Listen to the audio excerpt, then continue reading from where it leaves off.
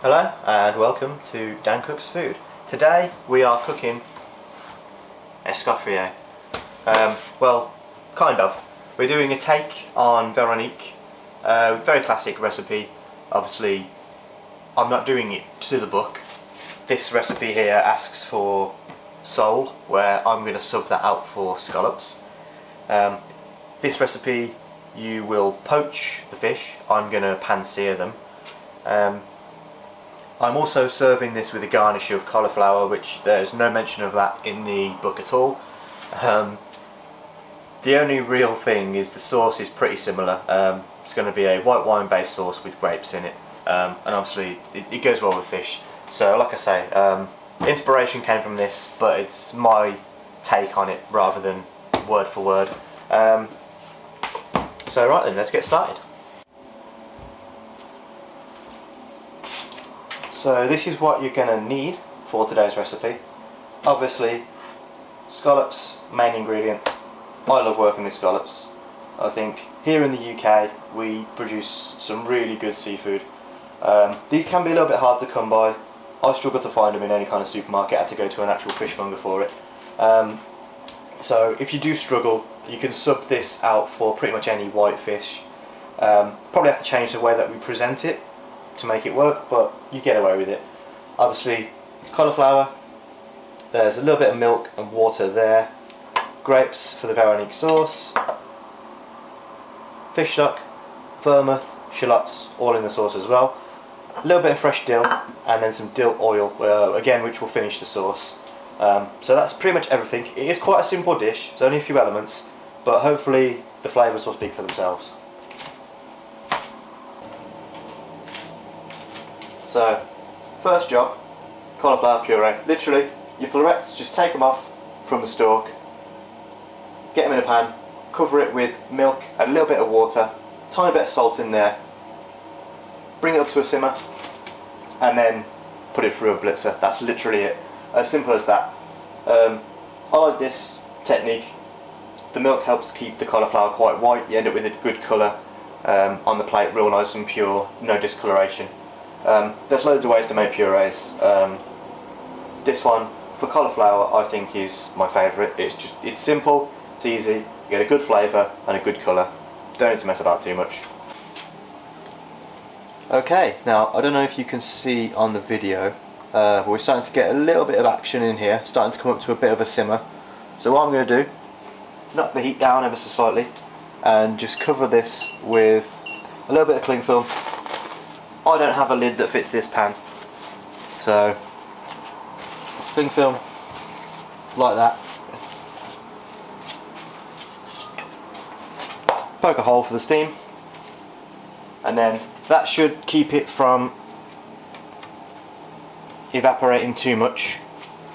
Just sit that as it is, about 15 minutes tops. Just poach it lightly, poach the cauliflower till it's perfectly soft, and whilst that happens, we can make the sauce. So this is the sauce, or the base of the sauce should I say. In here, a little bit of shallot, sweating down, no colour on there. They're pretty much ready. Obviously it takes about 5-6 minutes for that to happen. In goes the vermouth. So that wants to reduce by about half. Just take on the sweetness from the shallots. Now you can whack the heat up a little bit, get some reduction on the go.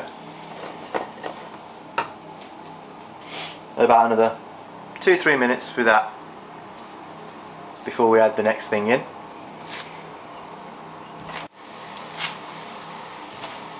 Okay, so vermouth's about half. The alcohol will have cooked off by now. It's smelling real nice, taking on the sweetness from those shallots. In with some fish stock, and again you want to bring that down by around about half.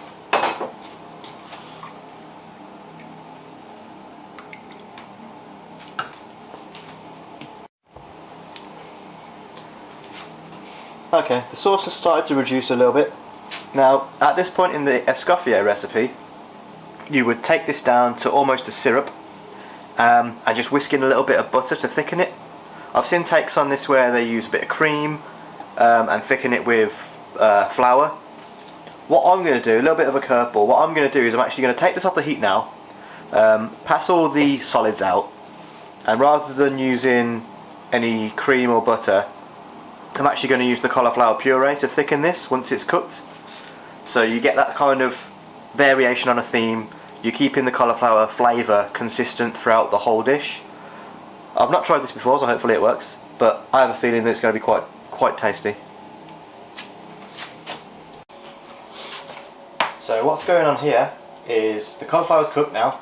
I've taken the liquid off and put the cauliflower into the blender. Now, whenever you're making a puree, especially one that you've added liquid to, like we've poached our cauliflower in this milk, you don't want to add all the liquid straight away. You'll end up with a soup, you won't end up with a puree.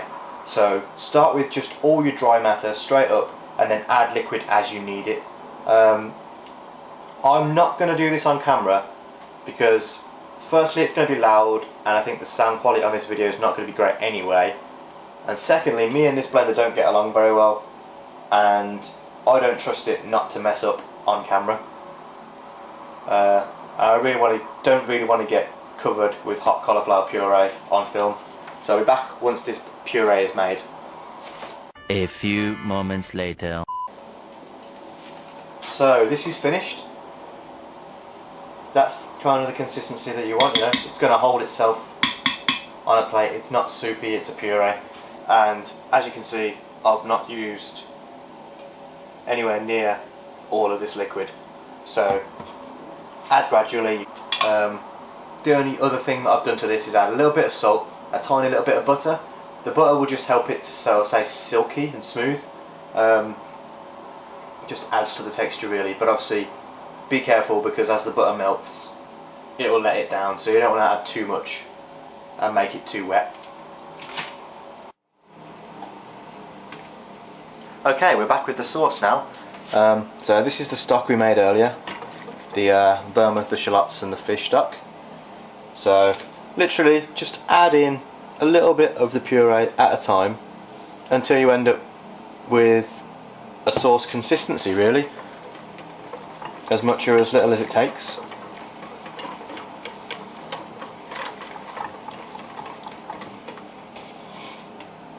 And like I say, this is going to get a little bit of dill oil split into it at the last minute.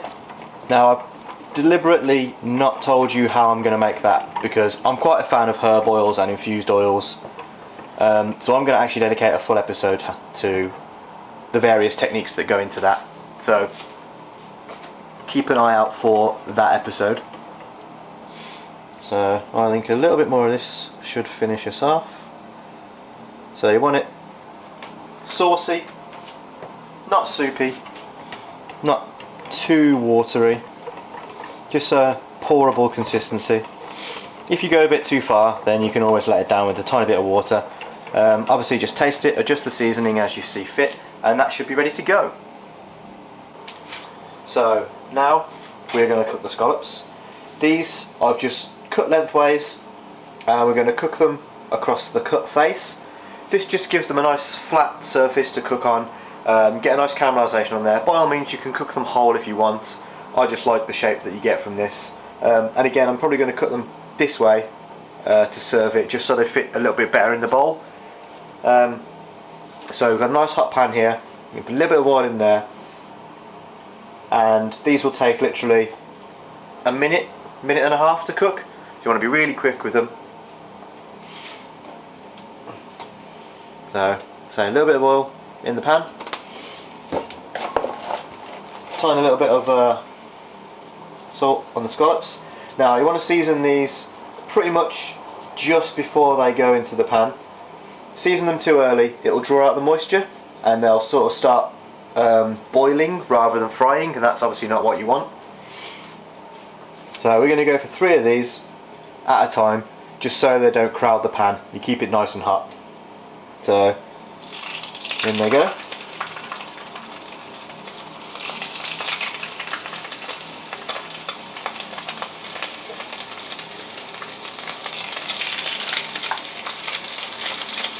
like I say, they're not going to take very long at all. So I'm going to cook them the majority of the way on one side, probably a minute, minute 20 one side, flip them, literally 10 seconds and they're done.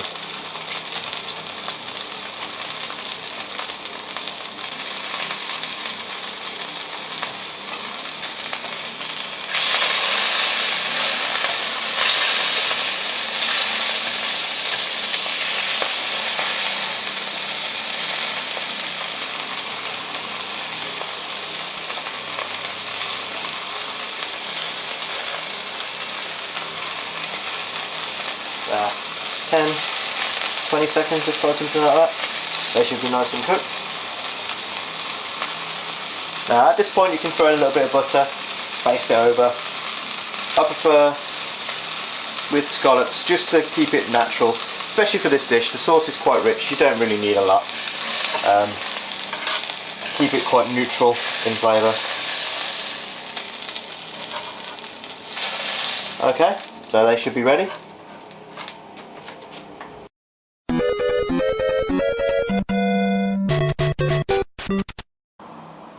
So all that's left now is to plate up. So I like to serve this in a bowl. It's quite a saucy dish, so start with the scallops. Just lay them nicely into the bowl. Try and create a little bit of height if you can.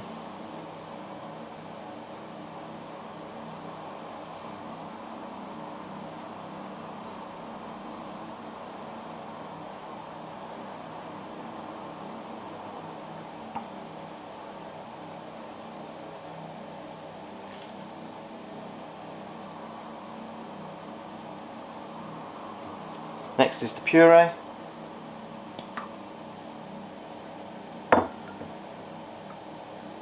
Just dot that around.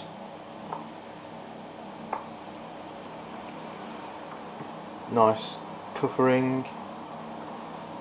Now, as the sauce hits this, it will sort of mix in with the puree, and the puree will enrich the sauce even further. So it is really just for presentation.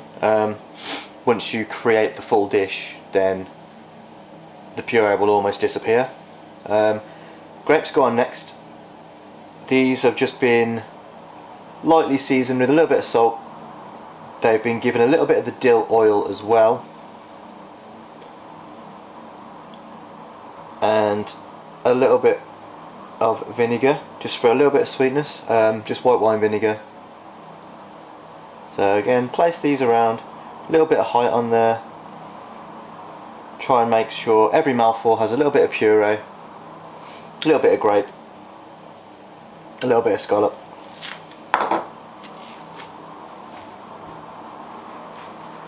Next, a few fronds of dill.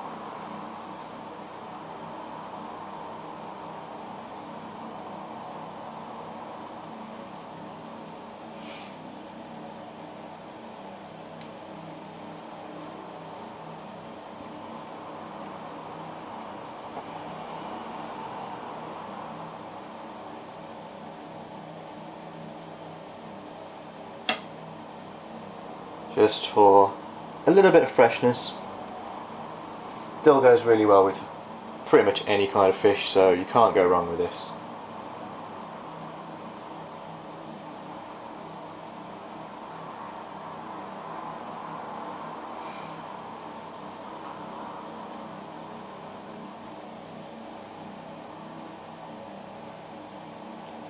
Now personally I would serve the sauce separately, just so you can get a look at the dish, see what it looks like.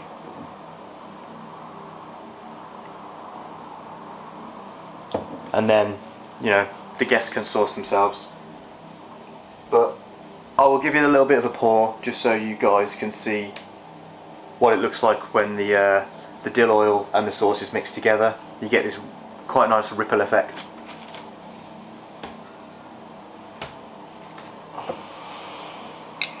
So hopefully you can see that. you know, it looks almost like it's split. It hasn't, it's just the fact that the sauce and the oil don't mix together. So, nice helping of that, and you're good to go.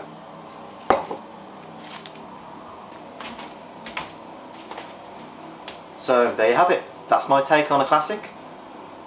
Hopefully you learned something. Hopefully my terrible cinematography skills don't put you off too much and you come back for another episode. So yeah, thanks for watching. Hope to see you again. Got anything to say, you know, hit me up in the comments. Glad to see some feedback, anything like that. Yeah, nice one. See you later.